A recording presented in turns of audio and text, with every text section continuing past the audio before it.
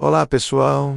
Bem-vindos ao canal. Hoje vamos voltar no tempo para um dos episódios mais intensos da nossa história, a Revolução Constitucionalista de 1932. Em julho daquele ano, São Paulo se tornou o palco da maior guerra civil do Brasil no século XX.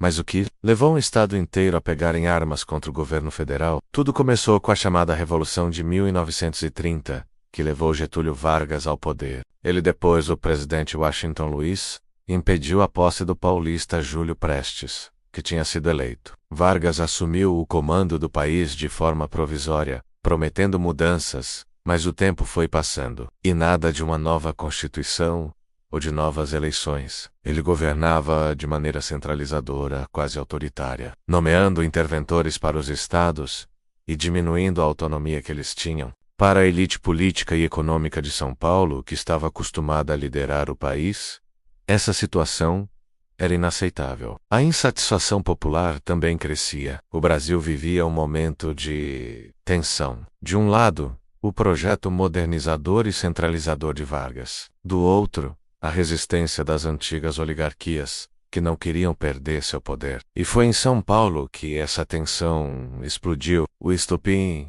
foi uma tragédia. Em maio de 1932, durante uma manifestação contra o governo Vargas no centro da cidade, um confronto resultou na morte de 4 jovens estudantes: Martins, Miragaia, Drauzio e Camargo. A comoção foi imensa. As iniciais de seus nomes formaram a sigla MM Dom Código, que se tornou o símbolo e a bandeira da luta paulista. A morte deles foi a faísca que acendeu o barril de pólvora. Pouco depois, em 9 de julho de 1932, São Paulo se levantou em armas. Começava ali uma verdadeira guerra civil contra o governo federal.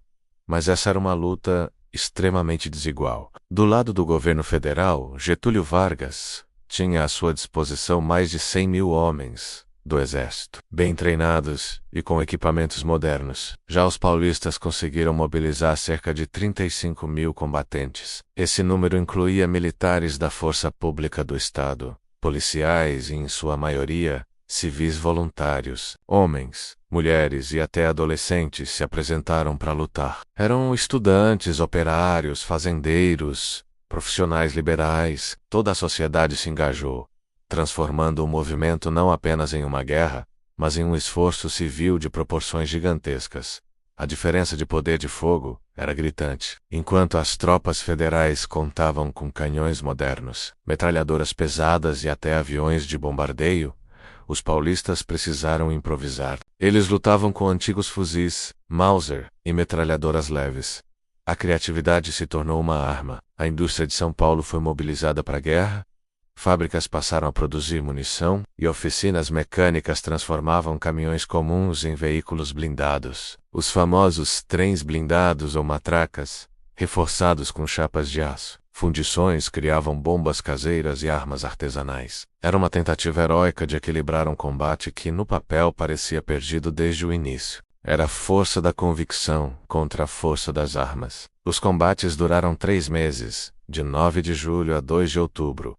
E foram brutalmente intensos. As principais frentes de batalha se formaram nas divisas de São Paulo com outros estados. No Vale do Paraíba, cidades como Cunha e Cruzeiro viraram campos de guerra. No sul de Minas Gerais, a luta foi acirrada em locais como Piquete e Passa Quatro. Também houve confrontos na fronteira com o Paraná. O interior paulista não ficou de fora. Pequenas cidades se transformaram em trincheiras. Os soldados constitucionalistas, mesmo em menor número e com menos recursos, resistiram com uma bravura impressionante, entrincheirados e defendendo cada palmo de terra. Enquanto a guerra acontecia nos campos de batalha, outra batalha era travada na política. Vargas se posicionava como o líder que iria modernizar o Brasil, mas mantinha o país sob um regime de exceção, sem garantias democráticas. Sua estratégia foi genial e implacável: esmagar a revolta militarmente e, ao mesmo tempo, negociar com os outros estados para garantir que eles não se juntassem a São Paulo.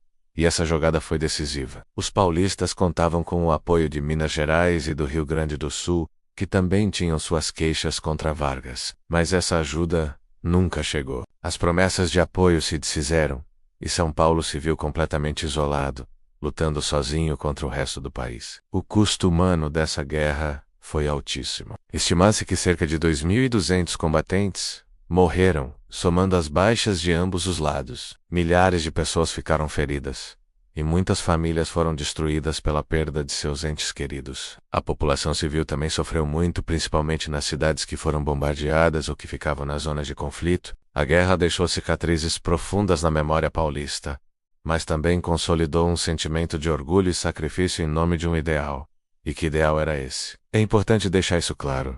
Os paulistas não lutavam pelo separatismo. O objetivo não era transformar São Paulo em um país independente. O lema da Revolução era por São Paulo e pelo Brasil. Eles lutavam por um bem maior, que acreditavam ser para todo o país.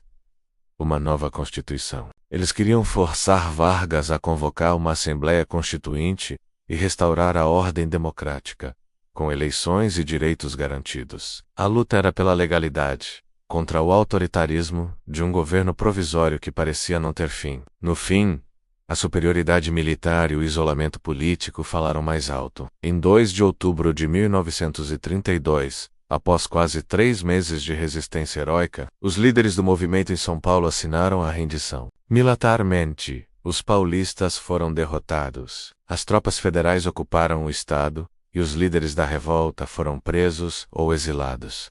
Parecia o fim do sonho constitucionalista. Mas a história tem suas ironias. Apesar da derrota no campo de batalha, o movimento alcançou uma vitória política indireta e fundamental. A pressão gerada pela guerra, o sangue derramado e a mobilização de um estado inteiro mostraram a Vargas que ele não poderia continuar governando por decreto para sempre. A revolta deixou claro que o desejo por uma Constituição era forte demais para ser ignorado. E no ano seguinte, em 1933, Getúlio Vargas finalmente convocou as eleições para a Assembleia Constituinte, que promulgou uma nova Constituição para o Brasil em 1934. Ou seja, o sacrifício de 1932 não foi em vão. A guerra apressou a redemocratização do país. Por isso, a Revolução Constitucionalista é lembrada em São Paulo não como uma derrota, mas como uma vitória moral. Foi um movimento que, mesmo perdendo a guerra, venceu a causa. A memória desses eventos continua viva. Se você for a São Paulo, visite o Obelisco do Ibirapuera. Ele não é apenas um monumento, é o mausoléu dos heróis de 32. Lá estão os restos mortais dos jovens MM Dom V e de centenas de outros combatentes. Todo dia, 9 de julho, o Estado celebra o feriado que relembra a coragem daqueles que lutaram e morreram por um Brasil com lei e democracia. Em resumo, a Guerra de 1932 foi um conflito de 3 meses que colocou São Paulo contra o resto do Brasil. Resultou em mais de 2.000 mortos, e foi travada com armas improvisadas contra o poderio do exército. Mas acima de tudo foi uma luta pela Constituição. Vargas venceu no campo militar, mas os paulistas venceram no campo político. E o Brasil inteiro colheu os frutos dessa luta.